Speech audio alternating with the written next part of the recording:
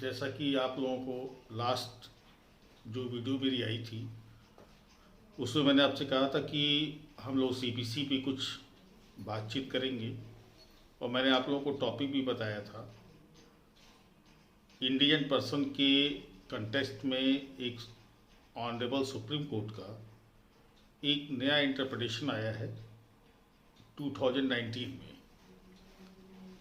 उस मैटर पे कोई क्लियर कट जजमेंट नहीं था, लेकिन अब वो क्लियर हो चुका है पॉइंट। लेकिन वहाँ जाने के पहले थोड़ा सा एक बैकग्राउंड आपको मैं दे दूँ कि जैसे कोई पर्सन अगर सूट इंस्टीट्यूट करना चाहता है और उसके पास सपोज कि कोर्ट फी नहीं है, तो एज एन इंडियन पर्सन वो कोर्ट में एक एप्लीकेशन मूव करता है और उसकी एप्लीकेशन अगर एडमिट हो गई, कोर्ट ने एडमिट कर ली, तो सूट इंस्टीट्यूट हो जाता है बाय वे ऑफ एप्लीकेशन और सूट ऑर्डिनरी वे में मूव करना स्टार्ट करता है। लेकिन अगर उसका application has been rejected, court ने उसकी इंडिजेंसी की इंक्वायरी की, निर्धनता की जांच की और रूल 5 के किसी ग्राउंड पर ऑर्डर 33 के उसका एप्लीकेशन रिजेक्ट कोर्ट ने कर दिया, तो चलिए मान लीजिए उसका एप्लीकेशन रिजेक्ट हो गया, तो उसका जो इम्पैक्ट आता है वो ऑर्डर 33 के रूल 15 में आता है और 15 में उसको फ्रेश एप्लीकेशन बुक करने से बार कर दिया जाता है कि अब आप एक successive application you can not book.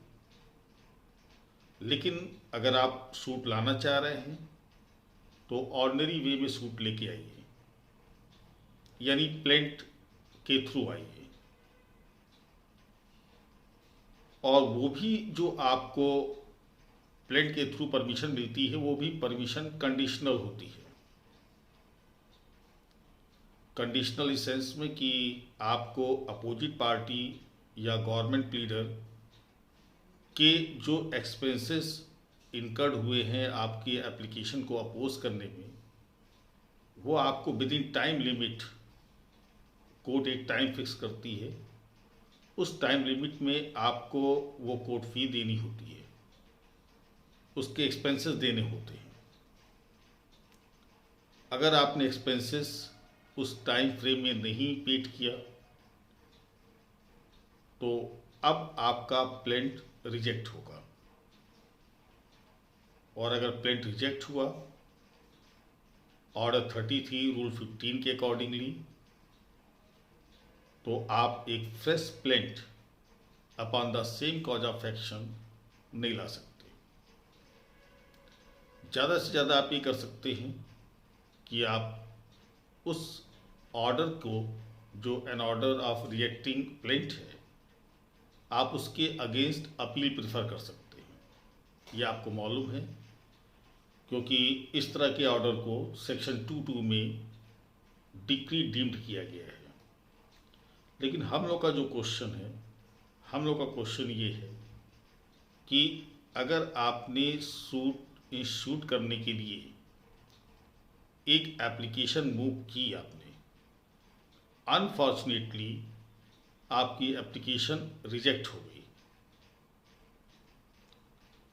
आप प्लेन के थ्रू सूट लेके आए मान लीजिए,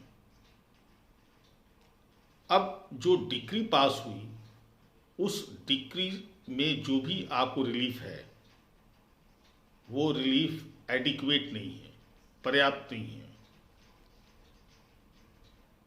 या आप उससे किसी कारण से एग्रीव्ड हैं उस फाइंडिंग से। अब इनिशियल स्टेज पे आपकी एप्लीकेशन रिजेक्ट हुई, आप प्लेंट के थ्रू आए, डिक्री से आप एग्रीव्ड हैं, तो अब आपके सामने रास्ता ये है कि आप एक अपील प्रेफर करिए।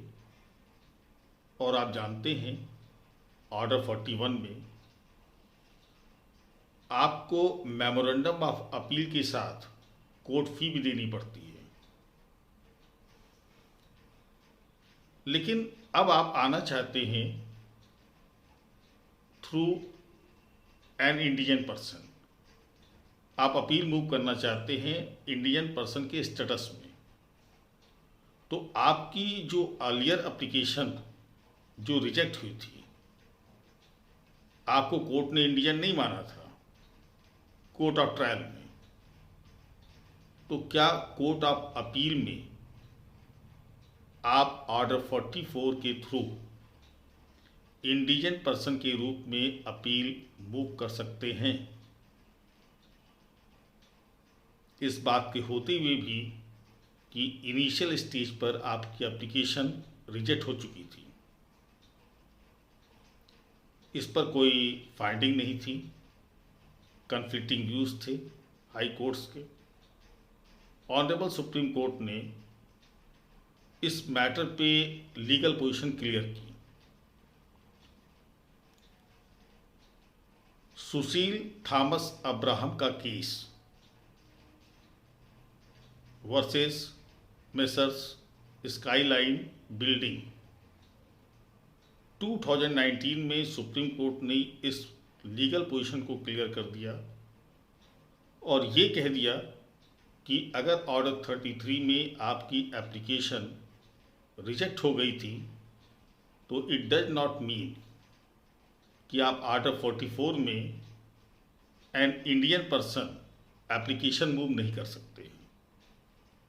आप एप्लीकेशन मूव कर सकते हैं, और अगर आपकी एप्लीकेशन एडमिट हो गई ऑर्डर 44 के रूल 1 में, तो आपके फैक्ट ऑफ इंडिजेंसी की इंक्वायरी करने की कोई ज़रूरत नहीं है, ये रूल 3 कहता है। इसी पे ऑनरेबल सुप्रीम कोर्ट ने इस पॉइंट को क्लियर किया। ये आपके लिए इम्पॉर्टेंट है, अक्सर करके क्वेश्चंस वगैरह इस पे पूछे जाते हैं। अब चूंकि एक लेटेस्ट इंटरप्रिटेशन है तो मे बी कि आपसे पुनः पूछा जाए ये सब चीज़ें। तो जैसा मैंने शुरू में पहले भी आपसे कहा कि जो भी जुडिशियल इंटरप्रिटेशंस होंगे, जो लैंडमार्क डिसीजंस हैं, वो हम आपके सामने हर संडे को हम आपके सामने पेश करेंगे। आप उनको सुन लीजिए, अपने बैरक्स पे रेफ़र कर लीजिए, अपनी कॉपी एक बना लीजिए, और अब नेक्स्ट संडे को हम फिर टॉपिक चेंज करेंगे और आपको इंडियन पीनल कोड पे लेके आएंगे, जिस पे एक ऑनरेबल सुप्रीम कोर्ट का एक लेटेस्ट इंटरप्रिटेशन 2021 में वो आपके सामने आएगा, सेक्शन 397 आईपीसी। मैं आपको बताऊंगा कि सुप्रीम कोर्ट ने उसमें क्या इंटरप्रिटेशन किया है। आप इस चीज़ को देखिए और जैसा आपका कमेंट होगा हम आगे बढ़ेंगे। Thank you.